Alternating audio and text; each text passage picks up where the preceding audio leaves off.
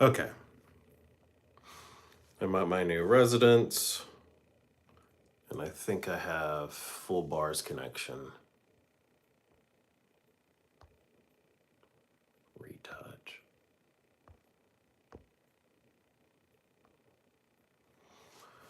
Um, all right, where do I begin? I'm going to start off prefacing this video, this live stream, with saying that I don't advocate for um, sporadic, random, unfocused acts of political violence. In fact, I would prefer that we live in a society where we can live next to each other in peace and prosperity. You know, your next door neighbor could be a Jew, the one across the street could be a Muslim, more or less, and the other guy diagonally could be, Catholic, whatever. It would be nice if different demographics could all get along and work together. Unfortunately, what we've seen in the last decade is a slow apocalypse, essentially. Someone like myself who classifies himself as fairly intelligent, I can see more than three steps ahead, and a cause and effect. And, you know, people like me who are actually paying attention saw this coming a decade ago. Some people called it 20, 30 years ago. I was a little kid, so it didn't really matter. But I started noticing problems um, that would lead to this. Really, I would say it was about 10 years ago, and I started noticing. And I thought to myself, okay, you're starting to see this escalation of political factions uh, targeting each other in the streets. You had Antifa attacking, I think it was Proud Boys. This was about 10 years ago. And it was like, okay, that's a problem. And I started noticing an even more troubling pattern immediately. That I think there was the issue was in New York City. Proud Boys had some kind of a gathering or event, and then Antifa showed up. And after they left the event, the two groups battled. It was mutual combat. They battled in the streets. Um, I say like 10, 20 guys fighting each other. Antifa, the far leftists, all scrambled and ran. Most of the Proud Boys stuck around because it's the right thing to do, right? Yeah, we got into a fight. They're going to accept the responsibility for their actions. Of course, the only ones that got arrested were the Proud Boys. I don't believe a single one of those Antifa members were arrested or charged with, the fighting in public. So make it make sense, there was no victim to the crime because it was mutual combat. Well, the New York City police and the prosecutors, that's public disturbance and all that stuff. The state is the victim. The greater community was the victim. Anyway, the reason I bring that up is I started noticing this escalation of political street violence. It was, for the most part, I noticed that it was roughly 50-50 at the time. Antifa would rise up, and then the Proud Boys would rise up, and they would clash in the streets. Antifa would have another thing going on, or we could even say the other way. It'd be Patriot Prayer or whatever. They would have their event, and then Antifa would show up, and then they would clash. And there was a couple of different factions, and they would do these street battles. And then Trump rose into popularity and prominence. He ran for office, and then all of a sudden, all hell broke loose. I thought it was really strange. I'm like, well, Trump is really kind of annoying, to be honest. Everything I saw, he was kind of brash and an asshole. But overall, I didn't really think anything of it. This is like 2014, to 2016 era, when he actually won the election. And I was just, Hillary Clinton, well, I'm definitely not voting for her. She's just evil. Um, and, I was still pretty much kind of like an independent left leaning person. And, I was like, there's no way I'm voting for Trump. He's not a politician. He doesn't, I didn't think he was qualified. And But I did notice it was very strange. Like, why all of a sudden are they attacking this man? This man has a very well known track record of being incredibly popular, especially in New York City. All of the public projects and works that he was doing, it is just, why all of a sudden is Hollywood and all these rich, wealthy, public figures and elites, why are they turning on him? I thought that was very odd. And it just kept escalating. There was this kind of running joke of commentators and stuff like that, and people online, and they were saying, stop making me defend Trump. That was like the saying. That was a popular saying in those early years. Because, Trump is kind of like crazy. He was like this crazy braggart. He would lie about dumb stuff like, I'm the biggest and the greatest, and everybody else sucks. But sometimes some of them are okay, and how he speaks. And he would just like lie about dumb stuff about his ego and stuff to make, fluff himself up. And I was just like not interested. And we'd make jokes that it was um, the idiocracy presidency and all that stuff. And then it just kept steamrolling. It kept getting worse and worse and worse. I'm noticing that the media was lying every time they could about Trump. And it just kept escalating and escalating and escalating. This is 10 years ago. 10 years ago, this was happening. And I was like, okay, well, I watched that live on Twitter, and that's not true. Like, they would just make up these lies. The Shinzo Abe koi fish pond. They cropped the image to only show Trump of him dumping all the fish food in the koi fish pond, and they made fun of him like, oh, he's so rude, he's so disrespectful to them in Japan. But if you saw the actual video, when you pan out all the way, it was Shinzo Abe, the president, prime minister of Japan at the time, assassinated, by the way. He dumped, he fed a couple, did a little couple sprinkles, then he just dumped the rest into the pond. Trump saw this, he looked at him, oh, okay, and he did the same thing. And then they got on Trump for it. There was some other dumb event. Trump got like 2 or 3 ice creams, scoops of ice cream at this event, and his guests only had 1 or 2. And it was just like, who gives a fuck? Trump has salt and pepper shakers that are bigger than the guests. It's like nobody cares. Like what does that matter? And the point is, they would just keep adding and adding and adding and adding and adding all of these different things. They would either blow these things out of proportion that were non-news stories, or they would intentionally lie and fabricate things to make it seem like he was this terrible, horrible person.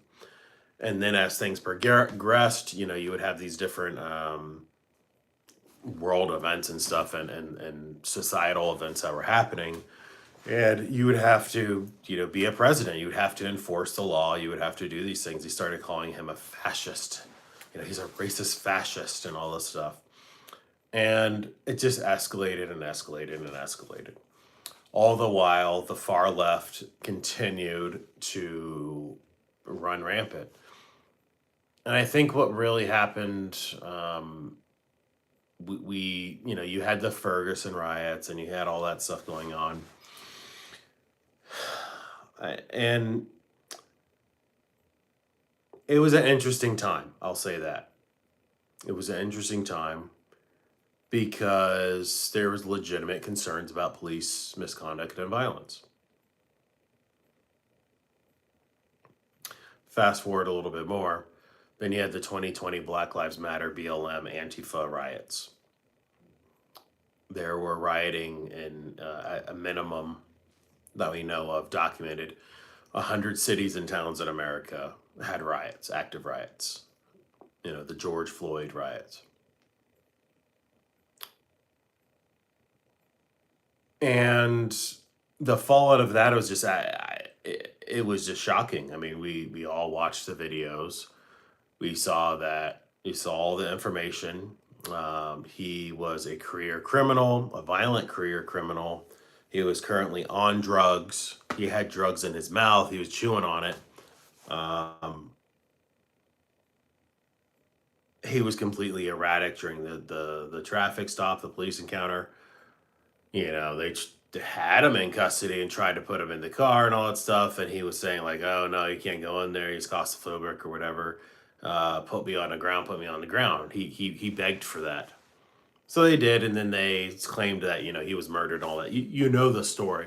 The point is, all this stuff kept escalating. All of this stuff led up to what happened yesterday. This didn't just happen in a vacuum or a void. This kind of stuff spawned out of a decade of the news media and the left and the far left and the Democrats spewing these hateful talking points, these lies, these slanders, these libels, and they've been getting away with it. At what point do you say we have to, as a nation, reflect back on everything that's happened, everything that is currently happening, and say, okay, well, what is going to happen in the future if we do nothing? Where is this going to take us? Because I can tell you exactly what I've been predicting, and I can predict more, you know, right now. I'll give you a modern update, a current update of what I think is going to happen.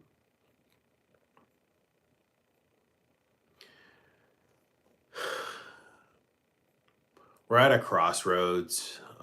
People have been jokingly saying we're at a turning point. Turning point in the USA. Trying to make light of, you know, a light dig or a light, you know, pun on Turning Point USA, which was Charlie Kirk's organization that he founded. And it's true, though. What we saw yesterday was probably one of the most horrific things that the greater public has ever seen, right? In America, in modern time. Kennedy assassination was pretty gruesome too. The point is, we don't usually see this level of violence. I'm a child of the internet. I've seen all kinds of horrible, terrible, disgusting things on the internet. Extremist content where they're executing people in the most horrific of ways. And even the video of Charlie being assassinated yesterday shocked me. I've seen what happens to people when they take bullets, when they take it to the body, to the head, you know. But what I didn't expect was the amount of blood that like immediately came out when he got shot in the neck. It just gushed, and you could immediately lost consciousness within like a second. It was a sudden loss of pressure. As soon as I saw that video, I was like, I know everyone was hoping and praying, and I was just like, there's no way. And depending on the angle, you know, yeah, it hit the jugular, but it probably hit his spinal cord too. And I immediately was like, no, he's not gonna make it.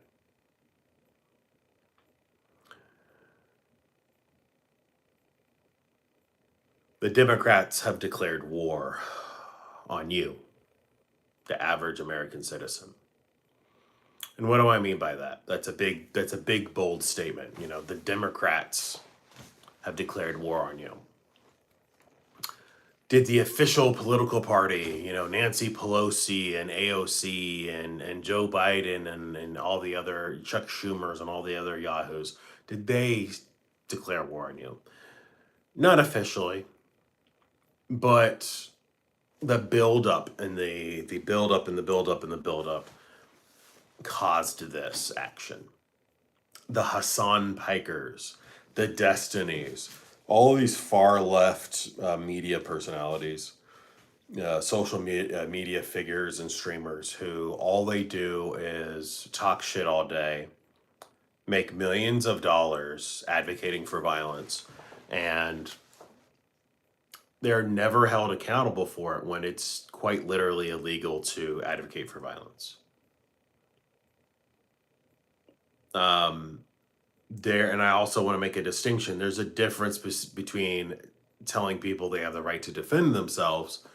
You also have the right to free speech. You can tell people go out and protest. You can do all these things, and you can even educate people on the use of weapons and certain tactics and all that stuff. There is a certain line, right? You can, some of them you can kind of get to a certain level, and it's like, okay, you're really like pushing it, dude. And then there's just you're just obviously blatantly advocating for violence against your political opponents, unjustifiably even. One of the things early on I learned, and I just didn't really fully embrace that, was that the far left, which is now the Democrat Party, they've completely taken it over.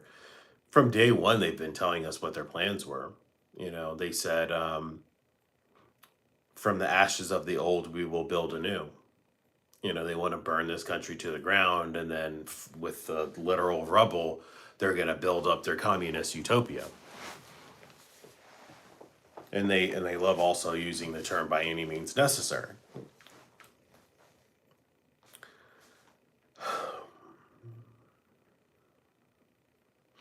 You also have these political figures and social media figures who are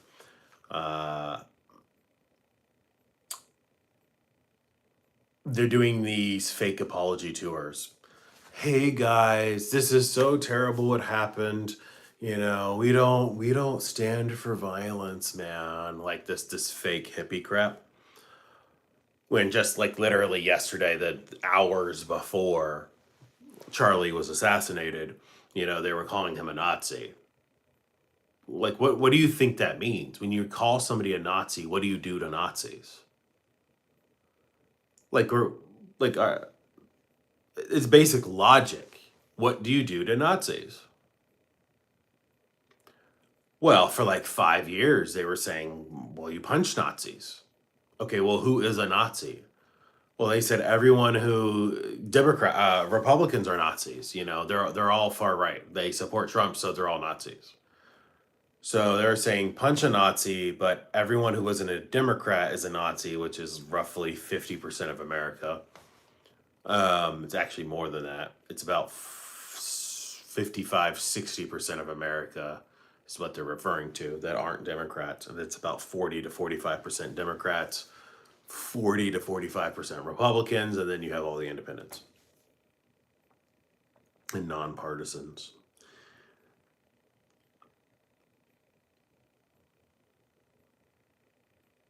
The thing that I think is most shocking to most people, they don't understand that we've been trying to warn you for 10 years about this. We've been trying to tell you that the left is evil.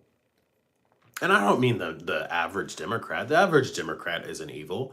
They mean well. I truly believe that the average Democrat is trying to do good in the world, trying to help their community and the greater country in the way that they can, the way that they think makes sense. But the reality of it is, no, they're not helping. They're not helping at all. They're making everything worse.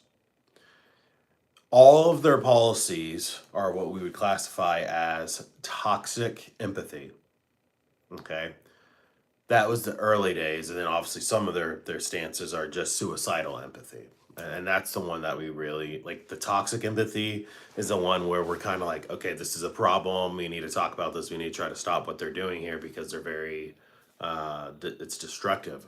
But we've been well past that now. We're into the suicidal empathy stage where they're literally advocating for positions that are not only self-destructive to themselves, the Democrats, but destructive to everybody, everyone around them. I have leftist friends who very openly are anti-natalist. Well, we're never having children. Oh my gosh, we would never bring children into this world. And they have this like disdain. And I ask people, okay, so for 10 years, hello, Fiery Waco. I believe I saw you on, or your comments were on Mr. Matt Christensen the other night. I've been blabbing on for about 22 minutes here, but I think that we're no pun intended, we are at a turning point. People are starting to wake up. They're finally catching up to, people like me who have been trying to warn for like literally a decade that, hey, if we don't stop the far left, they're like a cancer, a virus. They permeate into their literal playbook is to infiltrate every organization and government entity and everything they possibly can, every business. They are a virus. Okay, they are an evil, destructive ideology and entity, and it's just culminated into this pure hatred of anything that is other. They have othered everyone else around them. I've heard people say that there will be a point where the left is gonna eat themselves, and they always do eat themselves. But I think they've gotten to the point where they bit off more than they could chew, right? So yes, they pretty much dominate all of the cultural spaces. They dominate a lot of the bureaucratic state, all these different things, but we're all aware of this. They dominate news media, everything. But they bit off more than they can chew, and they got too arrogant. And again, this is like they. Obviously, the average Democrat walking down the street is not involved in these decisions. And I think we're also experiencing something that's called a standalone complex, where people of similar ideologies and mentalities are independently doing these things themselves, and it kind of builds up into this greater outcome that appears to be a conspiracy, but it isn't necessarily one. I do believe there are some organized elements of what's been happening, of course, but people are independently doing these bad things because it furthers the general leftist ideology. So, all of that aside, what do I think is going to happen? They're going to take more shots at conservative mouthpieces, the popular ones, the Ben Shapiro's. You're going to have, I think Nick Fuentes is definitely at risk right now. The more loud and aggressive ones, the Tim Pools, the Steven Crowders, they're going to have to make up their own mind on how they're going to handle their security. Me personally, I'm a nobody, but if any one of them happened to be listening to me or asked me what I would do, I would let it cool off for a little bit. I understand if you have speaking engagements and things that have been pre-planned, and I understand optics too, right? You don't want to look like a coward, and you don't want these terrorists to win, and I understand all that, but we need you guys alive. So I think there's a time and place to say yes, we can come back into the public light, but doing outside speaking events like Charlie was doing constantly, I think we got too comfortable. We were winning too hard and enjoying the Trump winning. and we weren't really thinking all of this through. And this isn't to blame, of course. This is just saying in hindsight for security reasons. And he had security. I'm sure he spent like hundreds of thousands a year on security. But we saw what happened in Butler with Trump. You know, he has Secret Service, and they almost killed him. It's the outdoor speaking events that we need to watch out for. You know, do some indoor ones if you absolutely have to. You have to absolutely screen your own security, make sure that they're not infiltrating that. I mean, we're at the point now. We're at war, so there is no. Let's just assume that everyone's here with good intentions. That's over and done with. That era is gone, and now we're into the war mode. Okay, this is where we're starting to organize. We're starting to strategize. We're doing logistics. We're already working on getting supplies. I mean that figuratively as well as literally. There are rumblings of some things happening, and I'll just leave that at that. And I would like to reiterate again to anyone that's listening, I do not personally advocate that you go out and do something stupid. Don't retaliate.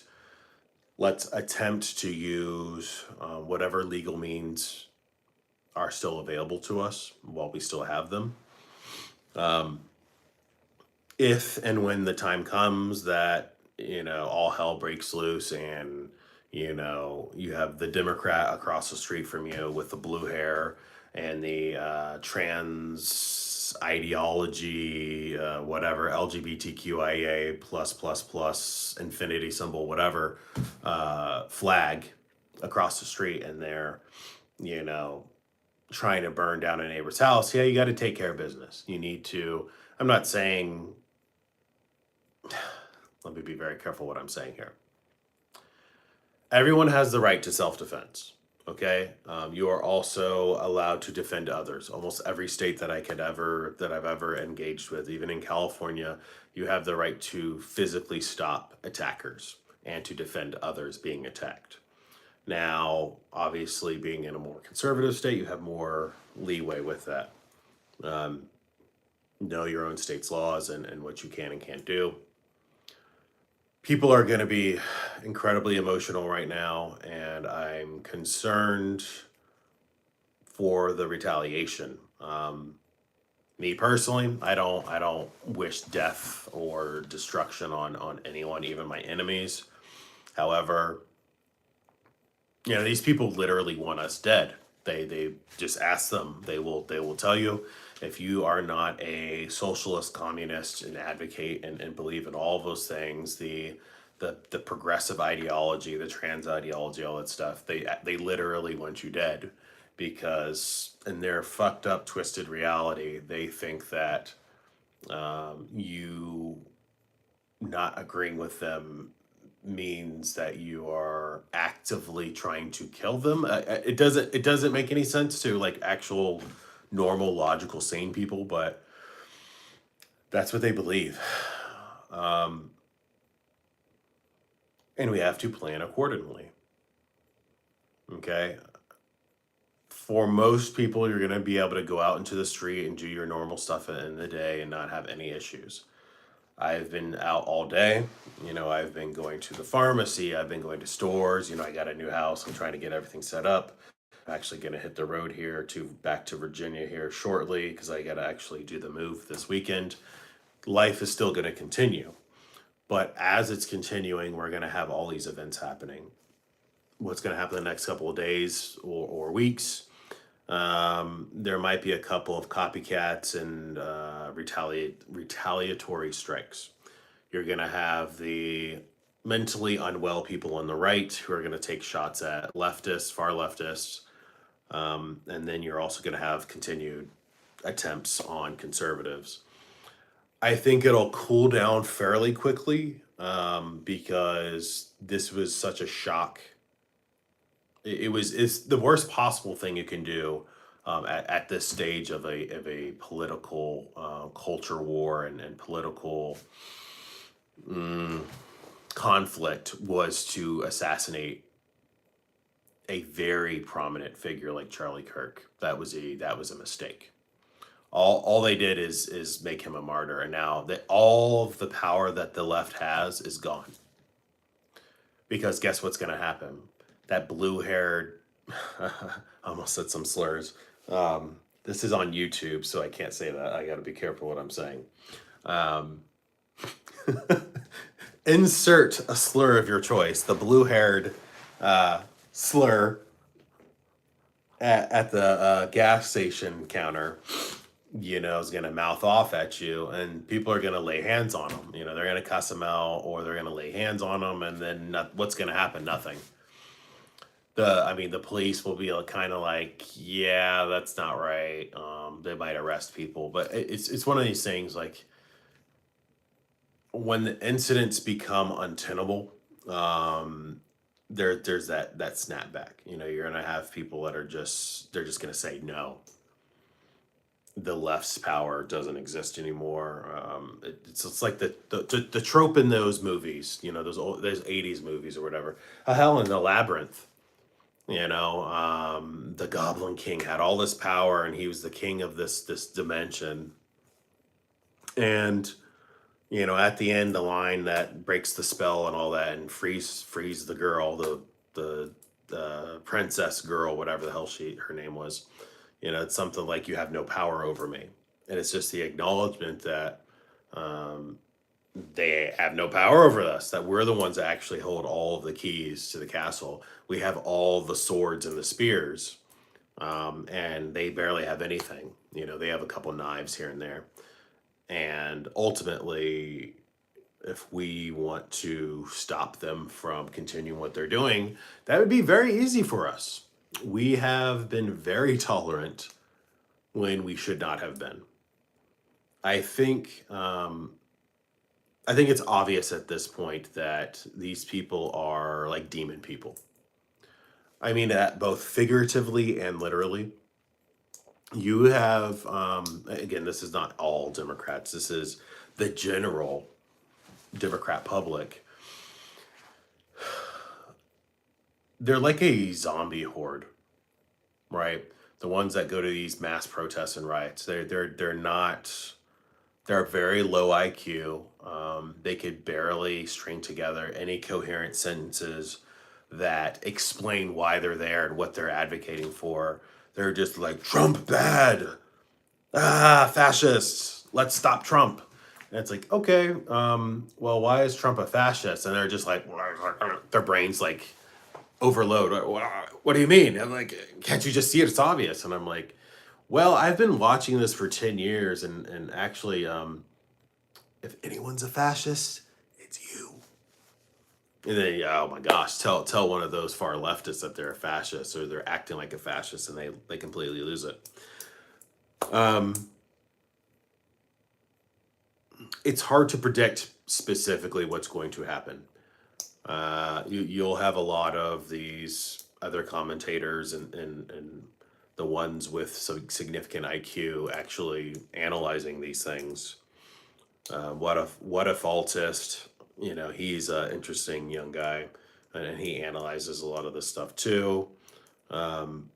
There's just too many names for me to name. People who have been on the same page as me, and in fact, people I've learned from. They have given me new perspectives I didn't notice over the years.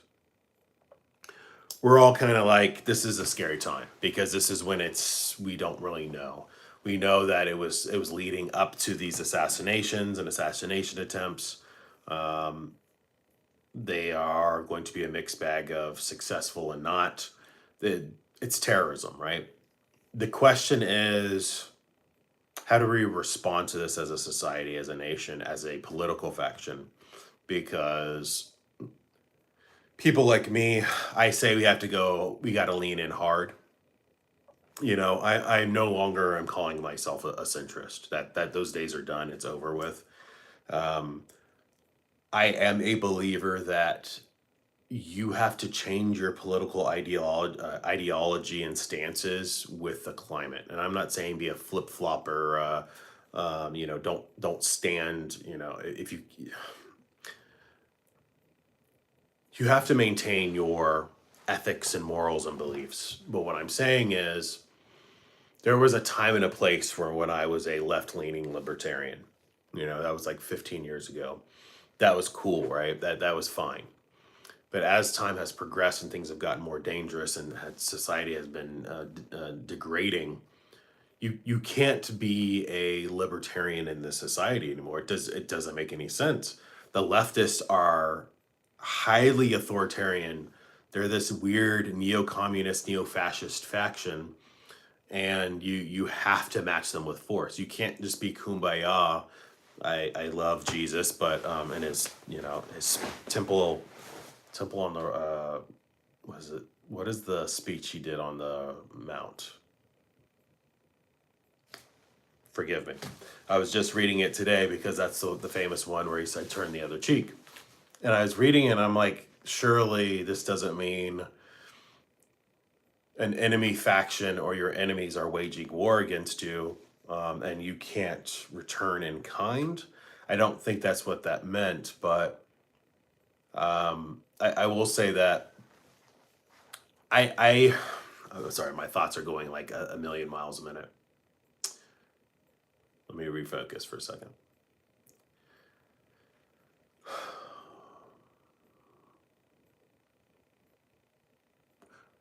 Where will this go? And how do we respond? You have to respond in kind with overwhelming force. It will be incredibly scary. It will be incredibly brutal. It will be incredibly violent. I'm not wishing this. I'm not advocating for this. I'm saying if we want this to stop and we want to regain some sense of normalcy and go back to a place where we were peaceful and prosperous and growing, racism was fading away, like back in the 90s and the early 2000s, the only way that I can think of in my head is it's going to have to be ugly. We're going to have to clean house. We're going to have to make some really hard decisions and do some things that we didn't think that we would do ever again. And because there's no talking to them. That's the thing, is you can't convince a demon or demonically possessed or the average Democrat.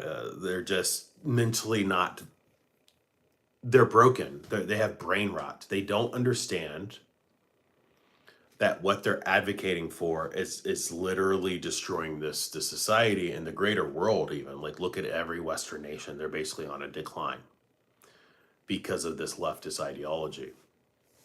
It's a virus. It's a cancer. It's a disease.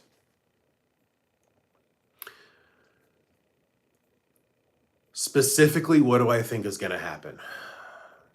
You're going to see more calls for, me personally, I have said some extreme things on Twitter in the last 24 hours. I didn't do a video or a stream because I was very emotional. I'm still emotional, but I'm trying to collect my thoughts more. We're going to have to designate the Democrat Party as a terrorist organization and disband it. I'm serious. It's the hardest thing for me to say publicly because once you take that step, there's no going back. You have to follow through. Does that mean that nobody ever again will ever be allowed by law to, hold left-wing positions? No. However, just like it's basically illegal to be a communist, communists don't have civil rights. If you look at the Civil Rights Act, they very specifically exclude communists from being included in the Civil Rights Act. We need to do the same with the Democrats. That time and place when Democrats were, we're reaching across the aisle and we're talking as, we're colleagues. That time is over and done with. We're at war. We're at war, and they have to be dissolved. I don't know how else I could say this. It is When I say something, especially publicly, it's because I've thought about it in my head like 3 to 5 times. And I mean that seriously. I don't just like say stuff just to say it. It's because I've thought about this. Like I've legitimately thought about this. And in Fiery Waco, yeah, the Democrat problem never went away. The difference was, for whatever reason, I guess they just thought that the Civil War was good enough. Let's just leave it at that. You know, every time it's the Democrats. It's crazy. I just I, I look at history and I'm like, okay, it tells you right there in the history books what happened. Okay, what faction did this? Okay, it was a Democrat. Then you just go like down this list. Do do do do do do. Huh, that's weird. The Democrats have assassinated like 35 people in history.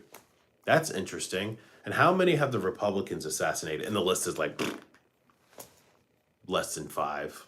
Well, less than 10 versus like 50. It's just like, okay, what are we doing here? What else would I do? What else have I advocated for? We have to arrest. I mean this wholeheartedly. I've thought about all of this very, very carefully. Um, it's a huge risk to put your face and name out in public, and I mean this wholeheartedly with the risks involved. That we need to arrest the politicians, the news media, newscasters, journalists, commentators, the streamers and the YouTubers and the Twitch streamers, all those people who have been advocating for violence for years. They need to be arrested. They have broken the law multiple times. Hassan Piker, for instance, very openly and directly says, kill this person. He said that about a politician. He said, kill this specific politician. If you care about X thing, kill this particular politician. That's against the law. And he's just walking freely and for whatever reason hasn't been arrested. He has to be arrested for that. Same with Destiny. Destiny also advocates for violence constantly. These people have to go. Okay? When you start arresting people and holding them accountable for the things they're saying and they're doing, this will start to get more under control. And yeah, you want to think about this. Okay, what about free speech? Well, free speech was never supposed to be absolute. Now, I understand some people may agree, disagree, but it's like the thing, like you can't go into a crowded theater and yell fire if there isn't a fire. Well, you absolutely can in certain circumstances, but sorry, I'm trying to make sure I'm good for time.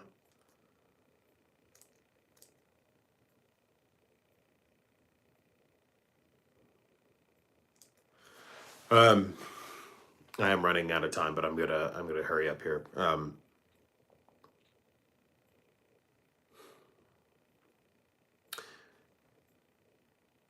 You're allowed to basically say whatever you want, but words have consequences, right? If I were to say, okay, I need X amount of people or whatever, I say, hey, you need to go to this specific place and do this specific thing, or hey, it would be cool if you do this specific thing at this specific place. It's like, okay, that's clearly advocating for violence. Like you've crossed that line and you need to be held to account legally. Okay. That's the easy way we fix these problems, right? The more extreme ways, we don't even want to talk about. Like what? I'm hoping we're not going to go there, but we're looking at public executions and stuff, and I don't want to live in that world. I don't want America to again be that place where we're doing public hangings and all that stuff because this person on video admitted that they just murdered this person, and then there's evidence, there's witnesses. Okay, now we have to execute this person. And I prefer, like, okay, What is the easiest way that we solve this? Well, you have to take these drastic steps of you need to arrest the people who are advocating for political violence. Unfocused, unjustified political violence, right? Again, you have the right to defend yourself. If like Antifa comes into your neighborhood and starts trying to break into the houses and burn your houses down or whatever, you have a natural human right. You know, you have the ability and the right, and I encourage you to defend yourself to the full extent of the law and beyond that as you see necessary, because that is your castle and you have the right to defend yourself and your stuff. However, there are limitations to everything, and I just hope that in these dark days, people remember their humanity. They need to remember that um, God is real, the devil is real, and that Jesus, existed and died for our sins. You need to understand that. I guess I'm trying to wrap this up. I'm also trying to pack as much into this before I have to go. I know that God is real because of the demons that are walking around these like openly. I didn't even watch the video of that Ukrainian refugee being stabbed in the neck and murdered. I there's just like I I refuse to watch it. I mean, I saw clips of the before, but I refuse to watch it. I'm just like these people are demonic. I could see in the eyes of the guy. He's just like agitated. He's like, and he's like literally possessed by demons. And then he killed this lady randomly. I see these people all the time when I go into like urban environments. They're literally possessed. And then you have the ones who are in the zombie hordes, these far leftist zombie hordes. And the blue haired, the purple haired, the bull nose rings and shit like that, the half shaved heads, and they look like fucking weirdos. They look like a World of Warcraft orc character or something. And they think they're the good guys.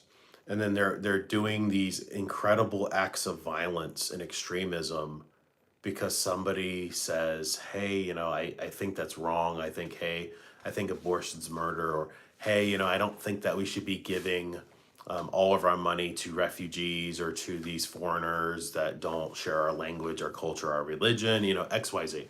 And then they try to kill you for it. So to wrap all this up, I think that, I guess my word of advice to the people who are watching and the people who will see this is you need to prepare yourself mentally, physically, spiritually. I'm very fat right now, so I'm not going to be much help on a battlefield. I can shoot fairly well. If you look through my channel, I have this shot of, I did like this shot with a pistol, like from 100 yards. I don't know. It's like a once in a lifetime shot. There's no way I'm good, but I couldn't, I tried to repeat it right after and I couldn't. The point is, I know weapons, I know how to defend myself. But if you can get physically fit, make sure you have plenty of food, water, access to like a river or a stream or something like that. I have some woods nearby, so I have some wood if I need to use that. I will be fine where I'm at, okay, for the most part. Guns and ammo. Get yourself guns and ammo if you don't already have it. While there's time, get yourself trained up, go to the range, learn how to use guns properly, safely. And start making action plans with your friends and families. I mean that seriously. These things, it's not going to be like, oh my gosh, the entire United States is on fire. It's not going to be like another George Floyd type of riot situation where literally everywhere is on fire. I doubt that. These things happen in pockets. You'll have these little riots here, or the big riots. You'll have these little things, pockets of insurgency and terrible things going on. But you should prepare. Okay, prepare yourself. Mind, body, and spirit. Get right with God. Make sure you're on the right side, that you're on the team that makes sense and that's winning. Make sure that you do what you can for your body. I'm very bad at that, obviously. I'm trying to do better. And your mind, you gotta learn how to. That's one of the things men are really bad at, is trying to insulate your mind. I'm not saying desensitize yourself, because that may work for some people, it may not work for others. I spent a good year watching all the gore content and public executions and terrorist executions and cartel stuff, trying to desensitize myself, and it never did. It didn't work for me. I just exposed myself and darkened my soul by seeing such horrific content. But what I would say is, there are other techniques you can try to protect yourself from disassociation, to survive. Because there could be a time and a place when you're out in public, and then you could see one of these mass shootings. You could see a far left riot pop up out of nowhere. You could see somebody lynched in the streets again, if it gets that bad. And I hope and pray that we can contain this and it doesn't get that bad. But it very well could escalate, and I think it will. There's so much more I could say. I could talk for another 2 hours, but I literally have to go. I need to wrap up here. I'm about to hit the road for Virginia so I can move into my new beautiful Cape Cod. Love this thing. So prayers for Charlie Kirk and his family. Prayers for this nation. Prayers for even for our enemies. And I mean that. I know a lot of people are like, no, fuck them.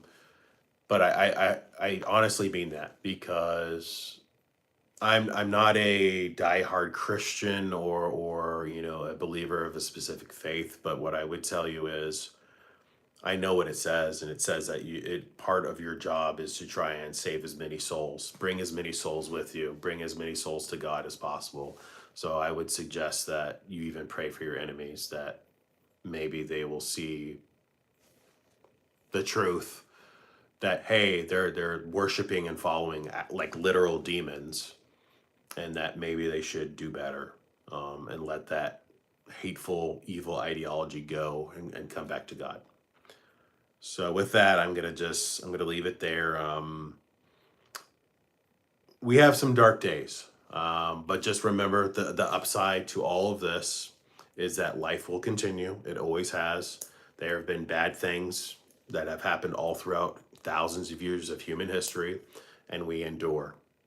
Okay, we will survive. We will get through this, and we will prosper. Just stay strong and stay focused on your safety and your well-being, and make sure your friends and family are set up for success. So thank you so much for watching, if indeed you still are, and I will see you all next time.